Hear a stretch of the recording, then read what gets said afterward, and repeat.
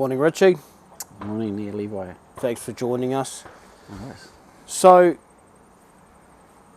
when did you first hear about the Marsden Point refinery issue? I think subconsciously, probably a few years before we arrived there, but it didn't stand out until the convoy came up from Wellington for me. And I was living in Northland. So I lived in Whangarei, and as the convoy came through to go south, I sold my property. And in the middle of that, I went down day 8 and had to come back I was 12 days, so day 20 I came back from Parliament to pack up my property that I'd sold, and then heard that what had happened in March. And and followed what the convoy was up to, where everybody was heading, and then the Marsden piece came up, everybody was shifting up there. So I was down the same day 8 of Marsden, I was there, pulled up. I think you were one of the first people I saw, pointed me to where Waipuru camp was. Then Harry, and then Mark, and then it's just all flowed on from that. Okay, so you were aware of the Marsden Point issue before the Wellington protest convoy? Yeah, I've been part of Northland. You get to hear. And I've been pretty aware for years, right back to Y2K, about what's been going on, bigger picture stuff. But being in Northland, hearing about the refinery shutting down, knew people that were working there, but didn't really, the gears didn't mesh. I didn't quite click to what was going on with the globalisation, the corporate. But once I heard everybody coming up and why, and it was due to close down, I was in, It's base and capacity to go and support. Right, so you think, just listening to you talk, so you think that the closure of the refinery has something to do with corporate globalisation? Yeah, I think it's the big picture is dehumanisation, decolonisation and full control. It's just my little piece, just watching what's happened over the last few years. Been waiting for the world to end in different varying states. Like I say, Y2K, then 2007 was the next big point where the world was going to end. 2012, Mayan calendar. What's going to happen? When is it? And always thought definitely something hasn't been right for me from quite a lot of years. Okay, so that's an interesting word, decolonisation. But surely if there is a malevolent or malignant global power which is behind the thrust of all of these things that are happening simultaneously in countries across the world, surely it would be like a different kind of colonisation, perhaps, rather than a decolonisation. Maybe they're trying to take over the world, or... Yeah. I see where you come from. So for me, it's like always known about the Rothschilds, but then was really unaware of the likes of BlackRock and so on. But going back into the darker ages, the earlier years, and the control of what's been going on in the world. And to me, it's the decolonisation piece is about smart cities and things like that. Let's get everybody out of the country into where we want them, all lined up in their tiny little boxes. Right. So you see the closure of the refinery as part of the drive for the 15-minute cities, that kind of thing. Oh yeah, for sure. When you talk about the refinery, we start looking at what they want to do. Is what they are doing, which is closing up the tanks and putting new roofs on it, just so they can start building a new hydrogen plant. Well, I'm an engineer. Back in the 90s, I was taught doing an apprenticeship that us as a refrigeration engineer or electromechanical engineer, we were the ones who were causing the ozone layer to deplete. And I'm like, hang on a minute, what are you talking about? Like they taught us in school that the ice was melting and we were going to flood. All the beach levels going to rise, blah, blah, blah, because of the ozone. That didn't happen. And the ozone, to me, I don't quite know enough about the ozone area, but I understand what they were trying to preach to us about not letting refrigeration gas go. And yet I worked on a plant that lost tons of gas straight into the atmosphere through no cause of anybody's, just accidents. So, yeah, to try and instill into me that I was causing the climate change, I wasn't having a bar of it. So Didn't sit right. you're obviously not a big believer then in the climate change agenda, or are you saying that hydrogen could actually be worse than the No, the oil? I'm not a believer in their narrative around climate change. I believe there is climate change. That's my personal opinion, and that's noticeable in different areas. As far as their narrative is that we're causing it, no chance, not in my eyes.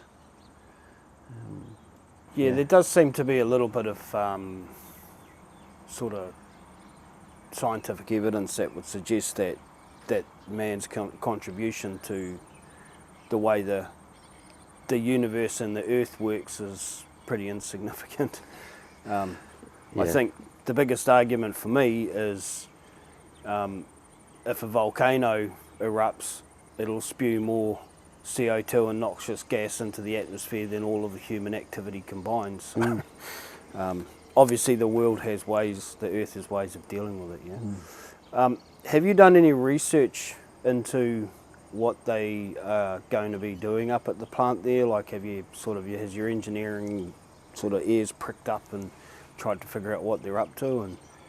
And So I've done a little diving into the nitrogen side of things. Hydrogen, sorry. You know, for me, it was just like, first off, checking out the trucks. And it's like, hang on, there's all these hydrogen plants going up. And they want to make this, to my understanding, there's 3 colour codes of theirs. You know, the green, the grey and the white for hydrogen. right, For me, the biggest piece in it so far has been they can't, to my understanding, they can't gain enough storage capacity with it. You know, one truck down in the South Island has 5 tanks on it, which has 5 kgs in each tank, and it's only hydrogen assisted. So it goes, as soon as it hits a hill, it goes back to diesel. It's just like, hang on, you're selling it as a hydrogen vehicle, but it's actually a diesel vehicle with assisted by hydrogen. Same as the LPG and CNG in years gone by. I've heard that. Somebody said that at 100 atmospheres, a 100 litres of hydrogen tank, which is a pretty decent sized tank, only holds 6 kgs of hydrogen. Yeah. So they've got these 5, you know, they're showing it off, Dines, you know. Look at this, the carbon fibre tanks on the back. Ah, right, 5 of them carrying 5 kilos each. Doesn't make sense to me. So 500 litres worth of tank capacity with 25 kilos worth of hydrogen in the whole lot. So, and then it's quite expensive to make, isn't it? And it's energy. Yeah, and that's the other piece intensive. too, is I've only dabbled into it a little bit, haven't gone down the spiral so much, but I'm aware that the amount of energy it takes, you know, for one piece of energy, and I know this really well from my refrigeration air conditioning background, is how many pieces of one unit of energy, how many pieces does it take? So for example, if you put 1 unit of energy into an air conditioning unit, it will put out 4 to 5 units of energy, kilowatt energy. And I think from memory, firewood is like 2, you know, so everything has an energy force when it comes to heating or cooling. And yeah, the hydrogen just seems like it takes a lot more than that to get one. Yeah. And that's how I don't have the figures. Yeah. It's something I've got to look into if I go down that path. Well, we know that it's an energy loss the minute that you have to use electrolysis. I think it's somewhere between 65 to 85%, depending on the process that's used. Right, so you've got a net loss before you even start. So, and then you've got all your transport, you know, just the machinery it takes before you even use it. yeah. So you don't believe that the closing down of the refinery was a sound financial decision by the operators? Not from what my understanding, no. And I think that goes back to the globalism stuff. For me, it's like they want to shut everything down so they got control, you know. Right. It was all about, you know, Marsden was doing really good. It was making top quality fuel in the top 10 refineries in the world. Oh, let's shut it down. It's not viable. And some of the pieces in that for me when I was researching earlier in the day when we first got there was because it wasn't making the shareholders enough money. You know, they're only getting X percentage, not X, Y, Z. So it's, anybody that's in business is all about power and greed. More money for the investors. But that's going to come back to bite them though, isn't it? Because now they're just tolling fuel as it comes through. They're basically a glorified petrol station. That's it. That's all they are, is an oversized petrol station, And fuel station. They've lost 30% of the market share now, so they're only supplying 40% of the market. And they're paying out dividends above their cash flow ratios. So they've got to have something up their sleeve. Yeah, that's it, and that's a good point because you know the hydrogen's one piece, but what else is going on there?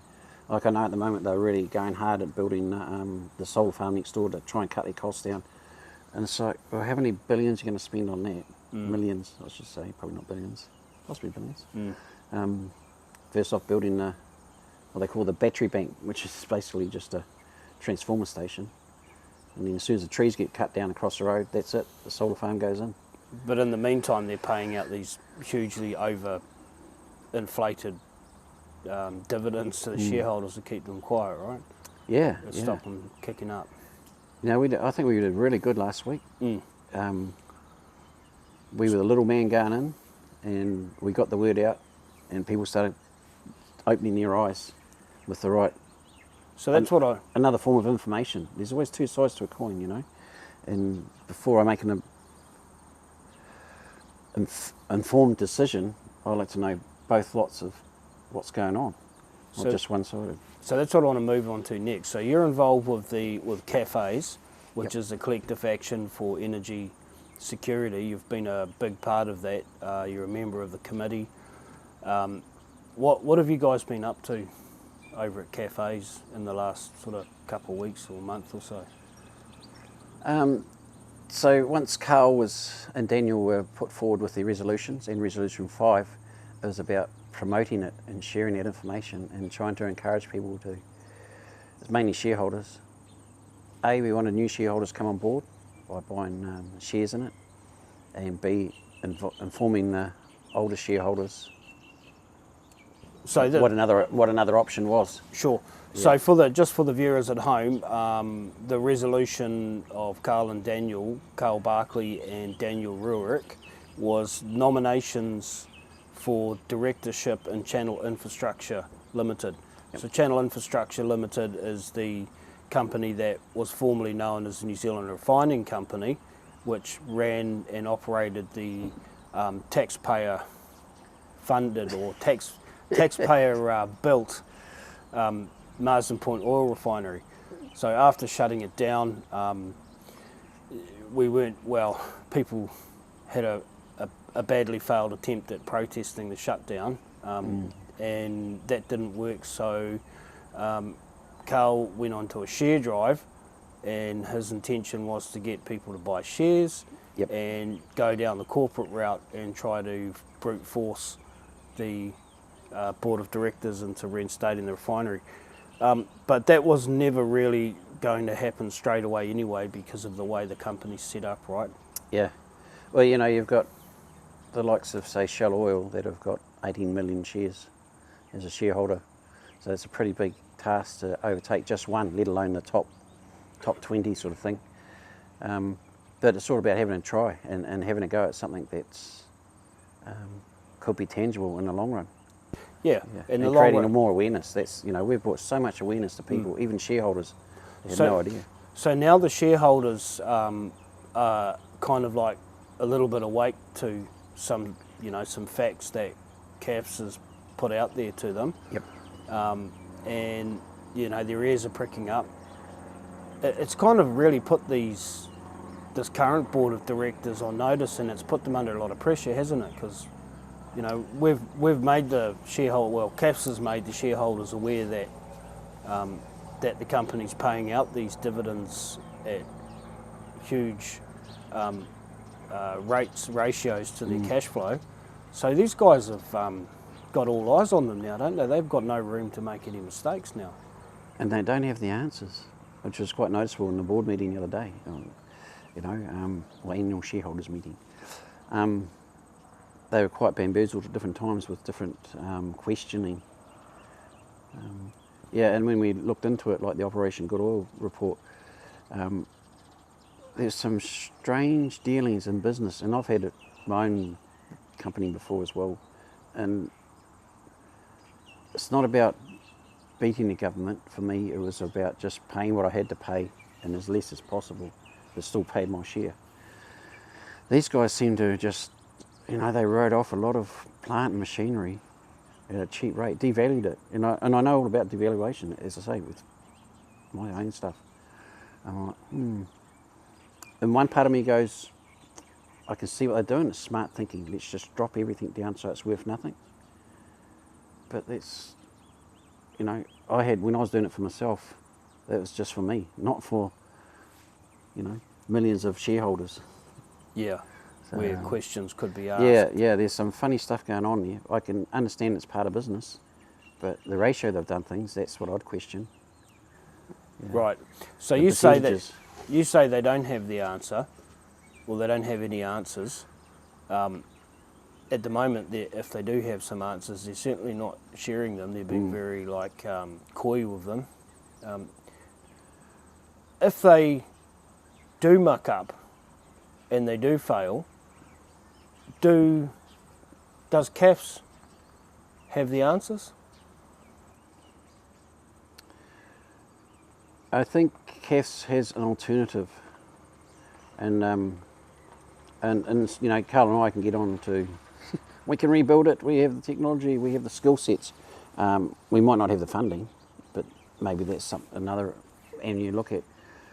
I think for me, and also for Carl, I can't speak for him, but for me, for myself, New Zealand's lost so much infrastructure over the years that my grandfather's forebears created, and this is just one of the last iconic pieces. It's like, and like TY Point at the other end of the country, it's like, what are we doing here?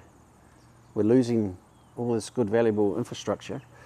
The other day in the board meeting was interesting because they said, we've only got the hydrocracker is 3 years into its second term of life of being refitted. Now those refits, I know guys that have worked in them, they strip out and rebuild, so they're like brand new anyway. They're trying to say, it's from the 90s, it's no good anymore. That was my impression and my interpretation of what they were saying as board members. I'm going, you can rebuild anything, mate. As long as it's done right and correct. And that, which leads me on another piece. So I don't have, what's the word here, proof, but I'm aware from 2 different engineers that have worked on that plant as service technicians, and when they do the shutdowns and breakdowns. And what was happening over the last 10 years is the money has got less and less to spend on breakdowns and shutdowns. Fix it to the bare minimum. It's like it was being run down. I think there's a few other key points in there that lead to that, as if it was purposely done, which comes back to the former manager. Well, oil companies are renowned at that because they're global. They are global companies, and they make their mind up years in advance that they're going to, shift the production somewhere else. Which is obviously now they've shifted up into Asia. So all this rhetoric about, we don't have a single point of failure, but we do now. It's called shipping. We don't have the redundancy of being able to manufacture our own onshore. So we're completely 100% reliant on shipping now. And we know that shipping's coming mostly from the super refineries in Southeast Asia, which the oil companies have been setting up for quite a while. So it makes sense that they would run it down in full knowledge of the fact that they intend to shut it down.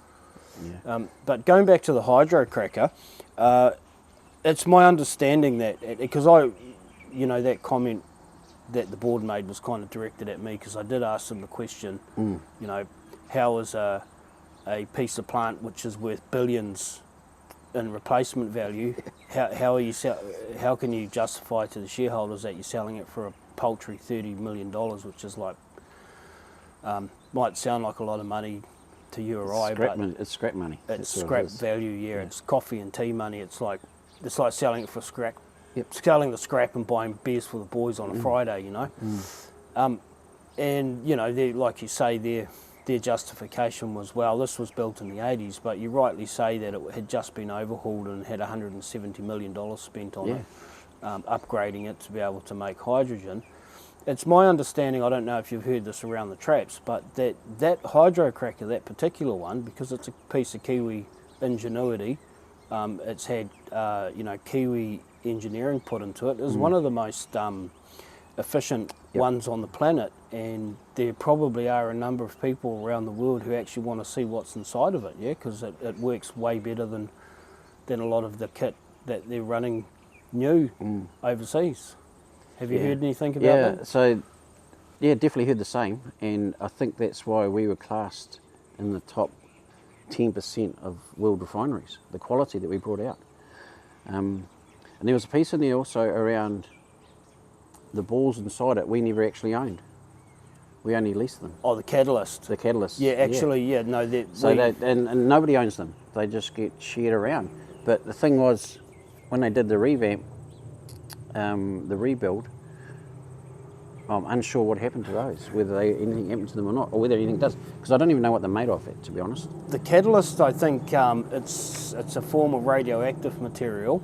Yep. And as through research into the Operation Good Oil report, they used to own it, but they sold it in 2014, I think, about 10 years prior, and then they leased it back off the company they sold it to, so it was on lease. But it was initially owned. Right.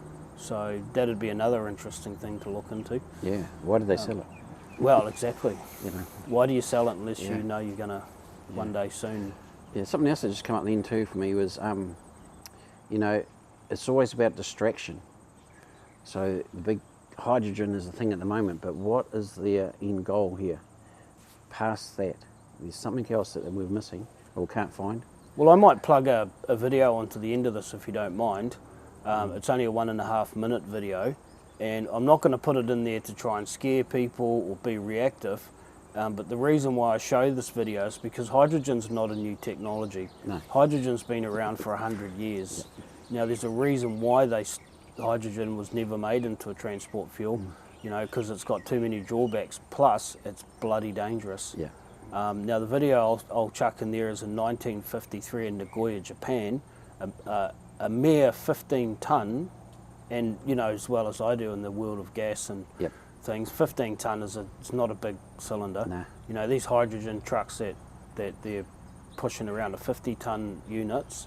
So, you know, 15 tonnes is not big in anyone's game in transport. Well, this 15 tonne hydrogen cylinder exploded at a factory in Nagoya. It killed 11 people and severely critically wounded 230, and it completely levelled the building, and it's like a nuclear bomb had gone off.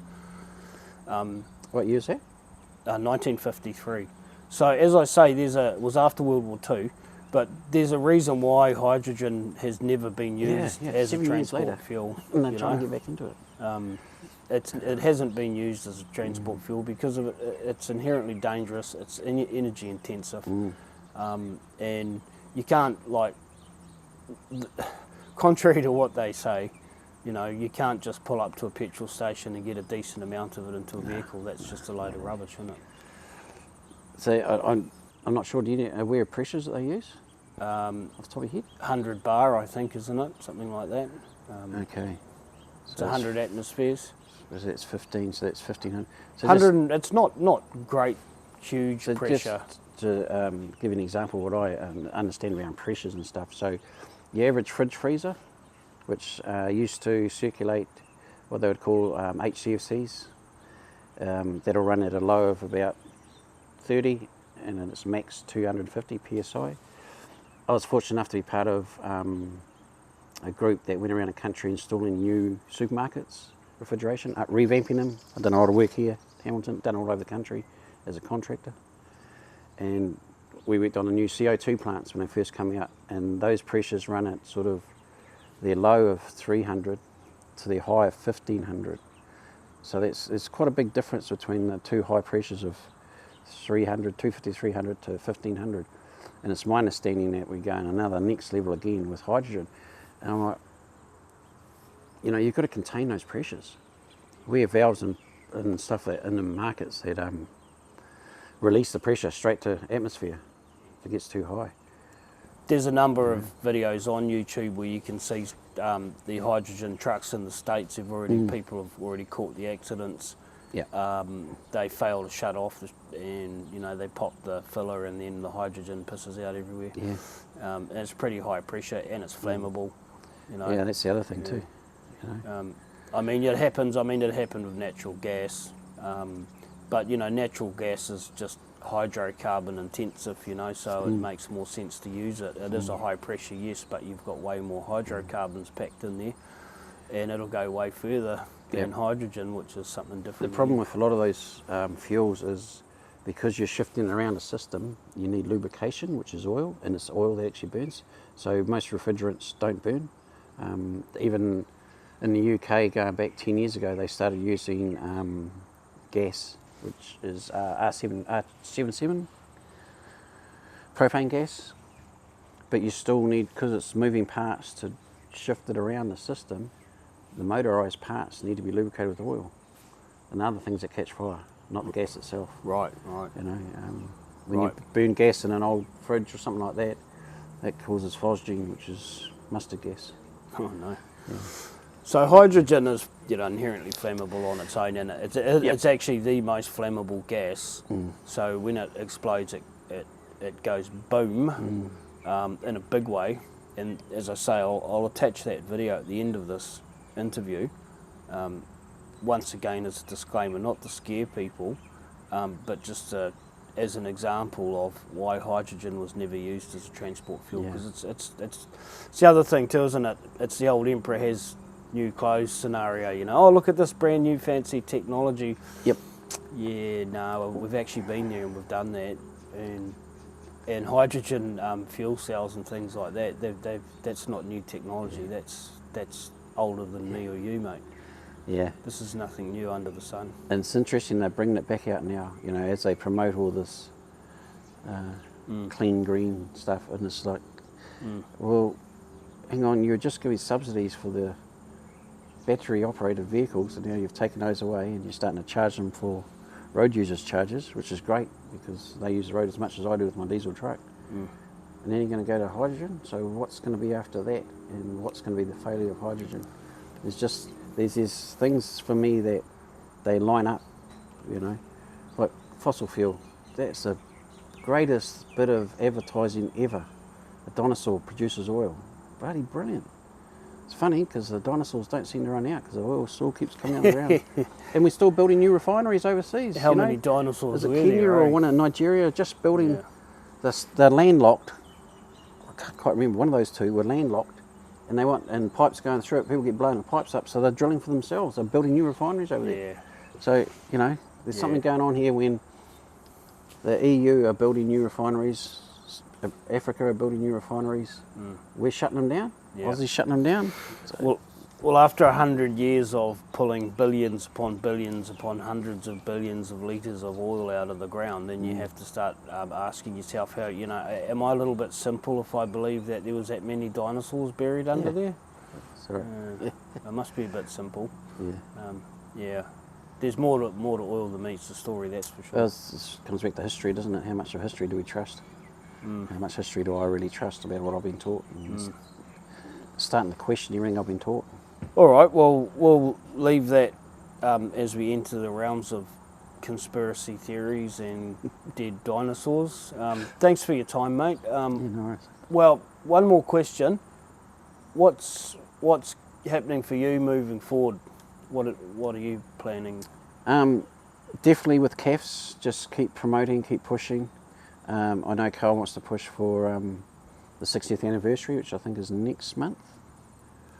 I can't quite remember. Yeah, May. Yeah, it is. It's this month. We're into May. May. This month, May 30. Yeah. Yep. So, and he, you know, I was down there when he was there. Okay. So it's about promoting it still, and still just sharing the information, bringing people's awareness to where's all your fuel coming from. All right, Richie. We'll leave it with that at that note, and thanks for joining us. And No worries. look forward to seeing you on the next big mission. Yeah, I'll be out there in the bus somewhere, promoting CAFs and buying back the refinery, Awesome. buying shares. Thanks, mate.